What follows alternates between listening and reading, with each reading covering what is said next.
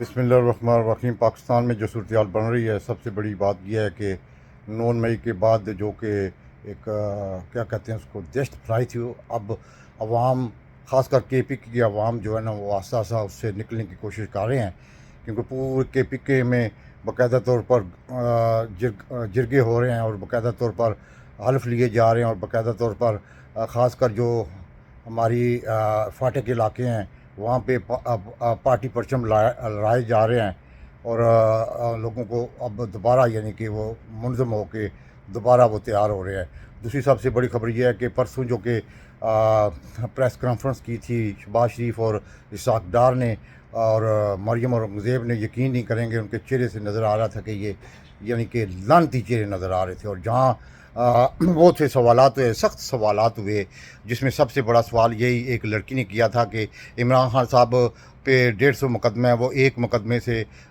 کے لیے جاتا ہے، پھر دوسرے عدالت میں جاتا ہے، پھر تیسری میں جاتا ہے، کیا وجہ ہے کہ نواز شریف صاحب پہ اتنے مقدمات ہیں، وہ پاکستان سے باہر کیوں ہیں ابھی تک؟ تو اس پہ مطلب کہ جو جواب دیا وہ کہتے ہیں کہ آپ عمران اور نواز شریف کا مقابلہ نہ کریں۔ یعنی کہ اس کے بعد ایک اور سوال ہوا، اس نے کہا کہ جی ہماری میعاد اگست میں 12 کو ختم ہو رہی ہے، اس کے بعد جو الیکشن ہوں گے وہ الیکشن کمیشن کی مرضی ہے، کب کرواتا ہے کب کریں گے۔ تیسرا سوال یہ بھی ہوا ہے کہ آپ جو پی ٹی آئی پہ اتنی پابندیاں لگائی ہوئی ہیں، اتنا مطلب کہ ان کو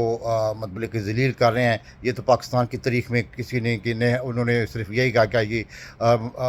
شہباز شریف کا یہ 9 مئی کے واقعات کے بعد انہوں نے اسٹیبلشمنٹ پہ حملہ کیا، جس کی وجہ سے یہ سب کچھ ہو رہا ہے۔ یعنی کہ یہ ایک پری پلان تھا، سب کو پتہ ہے، جس میں آئی جی جب بھی کبھی وقت آیا، کھلی عدالت میں یہ مقدمہ چلا یا کھلی انویسٹیگیشن ہوئی، تو اس میں آئی جی پنجاب،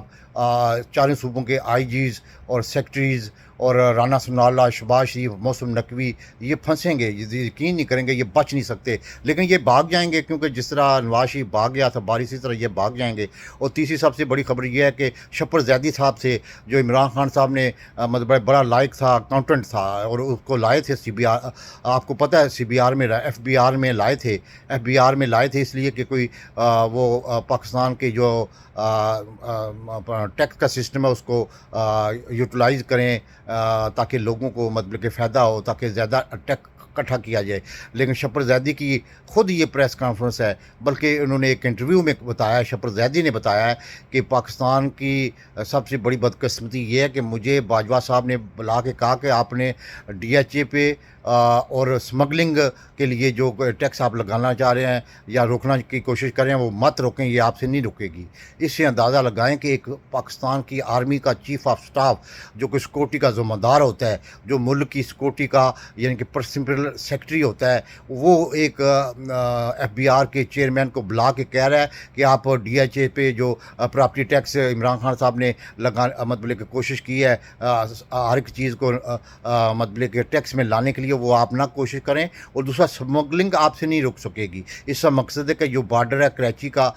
جو بارڈر ہے مطلب کہ خاص کر کوئٹے کا چمن کے ساتھ، یہ آج سے نہیں، میں چھوٹا سا 4-5 سال کا تھا تو ہمارے گاؤں میں ایک بندہ ہوتا تھا انسپیکٹر لیول کا، یقین کرو وہ اتنا امیر نظر آتا تھا کہ آپ سوچ نہیں سکتے کہ اس کی پوسٹنگ تھی کسٹم کے محکمے میں۔ اس وقت مجھے یاد ہے، اللہ کا شکر ہے کہ میری یادداشت بڑی تیز ہے، اس وقت یعنی کہ وہ پورا ایک محل اپنے ہماری گلی میں بنا ہوا تھا، تو وہ بندہ سے مطلب کوئٹہ میں بارڈر انسپیکٹر تھا ٹیکس کا۔ یقین کریں کہ اسی لیے یہ کہ باجوہ ہو گیا یا کوئی مطلب کہ کو کمانڈر ہو گئے یا جو مافیاز ہوں گے، ان لوگوں سے مل کے پھر وہ جو اسمگلنگ ہوتی ہے ان سے مل کے پھر یہ پاکستان کی سلامتی کے لیے پیسے لیتے ہیں، اس میں کوئی شک نہیں ہے، اس میں اچھی بات بھی ہے، لیکن یہ ہے کہ انہوں نے کہا کہ آپ یہ مت کریں۔ اور تیسری سب سے بڑی بات ہے، میاں منصا جو کہ ریچسٹ پرسن ہے پاکستان میں، اس نے کہا ہے کہ جب تک آپ رول آف لا نہیں لائیں گے، جب تک آپ سب کو رول آف لا کے انڈر نہیں لائیں گے، یہ پاکستان ترقی نہیں کرے گا۔ انہوں نے سری لنکا کی مثال دی کہ سری لنکا میں باقاعدہ رول آف لا ہے، وہ یعنی کہ ڈوبا ضرور ہے، اس کے بعد وہ اپنے آپ پہ پاؤں پہ کھڑا ہونا شروع ہو گیا ہے۔ وہاں اس کے 2-3 بینک ہیں منشا صاحب کے، تو وہ بتا رہے تھے، اور منشا صاحب نے یہ کہا کہ قائد اعظم کی بینک کو بھی باقاعدہ منصوبہ بندی کے تحت ہرایا گیا ایوب خان نے، لیکن وہ ایسٹ پاکستان میں پھر بھی جیت گئی تھی۔ تو یہ چیزیں جو ہیں بڑی امپورٹنٹ اب ہماری اسٹیبلشمنٹ جو کچھ کر رہی ہے، جو پروگرام بنا رہی ہے عمران خان کو راستے سے ہٹانے کا، یہ پاکستان کے لیے خطرے کی علامت ہے۔ بہرحال یہ ہے کہ اللہ تعالیٰ نے ان کے دماغوں پہ مہر لگائی ہوئی ہے کہ ان کو سوچ نہیں دینی، اسی بیل کے کولو کی طرح بس آگے پیچھے گھومنا ہے اور مسلم لیگ نواز کے ہاتھوں میں کھیلنا، کھلونا بننا ہے۔ بس اب عام آدمی کیا کر سکتا ہے؟ اور پانچویں بات یہ ہے کہ جو IMF کا معاہدہ ہوا ہے، اس کے بعد اگر یہ معاہدہ 6 مہینے پہلے ہو جاتا تو اور بات تھی، لیکن اب جو مہنگائی کا طوفان آئے گا وہ ہماری متوسط گھرانہ اور آرمی اور جو ہے مطلب غریب لوگ برداشت نہیں کر سکیں گے، کہ بہت زیادہ مہنگائی آنے والے دنوں میں ہونے جا رہی ہے، کیونکہ 240 ارب روپیہ ٹیکس ابھی پھر دوبارہ انہوں نے لگا دیا، اور جو ہر ایک چیز پہ ٹیکس آ جائے گا۔ اور آخری سب سے بڑی خبر یہی نظر آ رہی ہے کہ پاکستان جو ہے نا، جس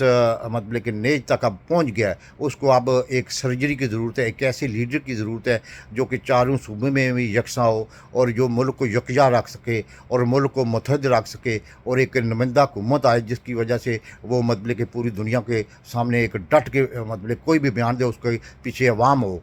اس طرح کی حکومت نہ بنوائی جائے جو کہ اسٹیبلشمنٹ کے کہنے پہ ناچے، اور جس طرح آپ کو پتہ ہے قرآن مجید کی بے حرمتی ہوئی ہے سویڈن میں اور پوری دنیا میں، مطلب کہ غم و غصے کی لہر ہے۔ ایون کہ رشیا کے پریزیڈنٹ نے بھی مذمت کی ہے، اس نے کہا کہ قرار واقعی سزا دی جائے، اس نے بھی مسلمانوں کے دل جیت لیے ہیں، اور اب اس لیے اس نے کیا ہے کہ اس کو پتہ ہے کہ مسلمان کی ایک بہت بڑی قوت ہے، اس کو پتہ ہے کہ مسلمان جو ہے کہ وہ